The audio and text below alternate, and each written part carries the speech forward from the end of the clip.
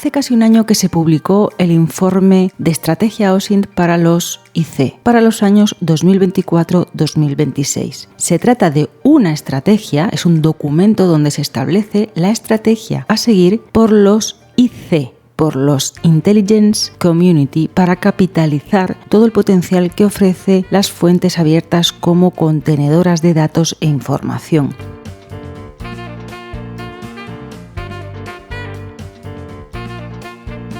El IC es un conjunto de organismos norteamericanos, US Intelligence Community, dedicados a la inteligencia y se compone por cerca de 18 organismos gubernamentales. Están a la cabeza la CIA, la Agencia Central de Inteligencia, y también la Oficina Nacional de Inteligencia. Luego se compone de 9 departamentos de defensa, entre los que tenemos a la Agencia Nacional de Seguridad, la Geoespacial, la Armada, Navy, los Marines, Air Force y otra serie de departamentos y agencias de diferentes áreas, muchas de ellas también de carácter de defensa y otras no, como es la de energía, la de seguridad del territorio, la de los guardacostas, etc. Es decir, el gobierno norteamericano se compone de bastantes, de 18 centros específicos de trabajo en área de inteligencia, de defensa y seguridad. Debemos tener en cuenta que esta estrategia, este documento sobre el que os voy a hablar en este podcast, es una estrategia que tiene como finalidad última, según se expresa de forma explícita en este documento, la de mejorar o ayudar o garantizar o ayudar a garantizar la seguridad nacional a través de la monitorización y gestión de la información que se han publicado de manera abierta por los ciudadanos o en plataformas comerciales.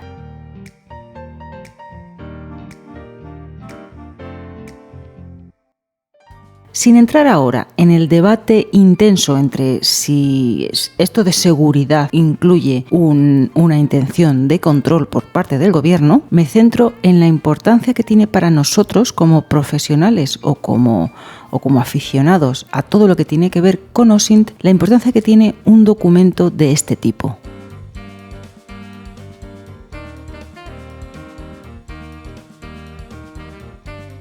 Los que utilizamos fuentes abiertas en nuestro trabajo cotidiano estamos muy habituados a leer y a escuchar sobre OSINT y todo lo que ello implica. Por ejemplo, ciberseguridad, transparencia, datos en abierto, gestión de esos datos, qué información incluye este tipo de datos, pero creo que es importante que un gobierno, y en este caso el de los Estados Unidos, publique un informe como este utilizando de forma específica el término OSINT. Aunque es verdad que se centra, como he dicho, en aspectos relativos al trabajo y el funcionamiento de esos centros que forman parte del IC, también habla de las repercusiones que tiene este tipo de información para los ciudadanos. Y desde Europa, poco a poco irán llegando los efectos de este tipo de políticas o de este tipo de estrategias. Creo que aquí se ve la importancia de la información que hay en fuentes abiertas. Y de hecho, y así lo reconoce este informe al que hago referencia. También es verdad que implica mucho más control del ciudadano, según este informe, para mejorar su seguridad. Pero el que un gobierno desarrolle estrategias específicas de uso y distribución de datos contenidos en fuentes abiertas es bastante relevante. Y vamos a ver cuánto tardará esto en llegar a Europa. ¿Os imagináis una estrategia OSINT en Europa o en España? Bueno, pues todo puede ser y lo mismo acaba llegando. Pero vamos a centrarnos, como digo, en lo que es interesante para los aficionados o los profesionales de gestión de la información.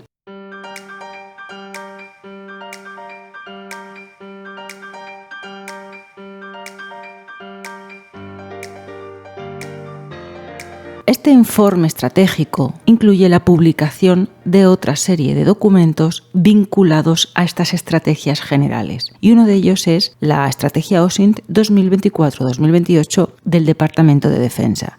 Y aquí se habla de manera específica de privacidad, seguridad y veracidad de los datos. Los avances tan rápidos que estamos viendo en inteligencia artificial y en lo relativo al aprendizaje automático vuelven a posicionar a OSINT en un punto de total relevancia y añade muchísimo valor al trabajo en la validación de los datos, tanto en su contenido como en su procedencia. Tened en cuenta que hay muchas profesiones que utilizan fuentes abiertas para obtener información que tiene la finalidad de constatar, es decir, tienen que demostrar que algo es cierto o no. En este caso, en estos documentos a los que hago referencia, hablan de la trazabilidad.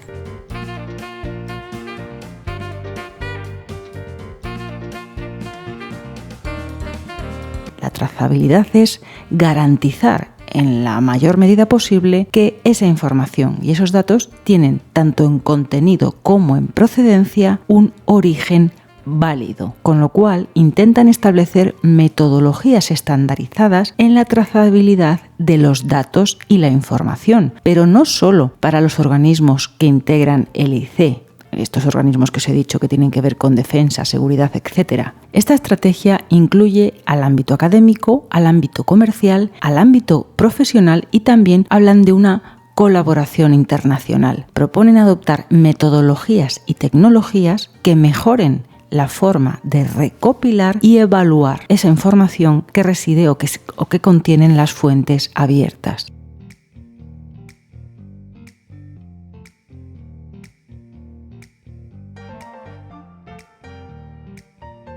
Si sois seguidores del contenido de este canal, he hablado en numerosas ocasiones sobre la vinculación que tiene OSINT con el periodismo a través de la verificación de información. Ahora está de moda hablar de desinformación, pero muchas veces se habla de desinformación desde la misma desinformación. Es decir, los profesionales de la información y de los datos vemos que gran parte de nuestro trabajo consiste precisamente en mejorar esta trazabilidad de la que habla el documento. Y yo he hecho muchos vídeos en los que hago mucho hincapié en la importancia de dotar a ese resultado que se entrega al cliente del mayor porcentaje o del mayor grado de certeza posible. Es decir, asegurar que esa información tiene tanto un contenido, o ese dato tiene un contenido y una procedencia segura en cuanto a la veracidad de la fuente. Por eso es también tan importante que, independientemente de este trasfondo que tiene la iniciativa, es decir, una iniciativa que tiene el gobierno para monitorizar mucho mejor y controlar mucho mejor lo que se publica en fuentes abiertas, sí va a mejorar la seguridad, pero también tiene un trasfondo de control. Pero es llamativo que este gobierno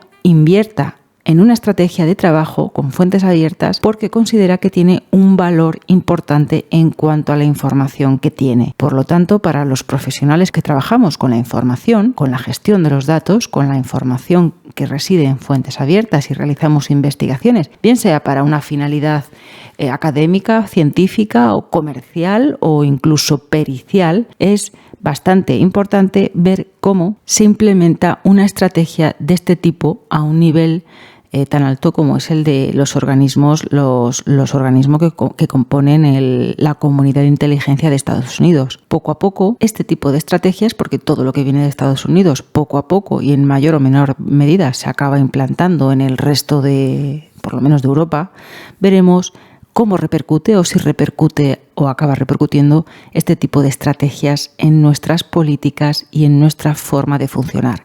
Desde luego que los que formamos esta pequeña comunidad de YouTube sabemos lo importante que es OSINT y la cantidad y el potencial que tiene en cuanto a obtener información y datos relevantes. Ya digo que independientemente del objetivo que tenga localizar este tipo de información. Así que hasta aquí llega el podcast de hoy. Si os ha gustado, dadle un like y compartir la información. Os voy a dejar el enlace a los 3 documentos a los que hago referencia en la caja de información por si queréis descargarlos y echarles un vistazo. La verdad es que es muy interesante ver cómo todo de lo que hablamos, tanto yo como el resto de compañeros que hablan en otras redes sociales y en otras comunidades sobre OSINT, cómo todo eso se plasma en un documento oficial del gobierno de los Estados Unidos. Así que nos vemos o nos escuchamos en el próximo podcast, buscadores.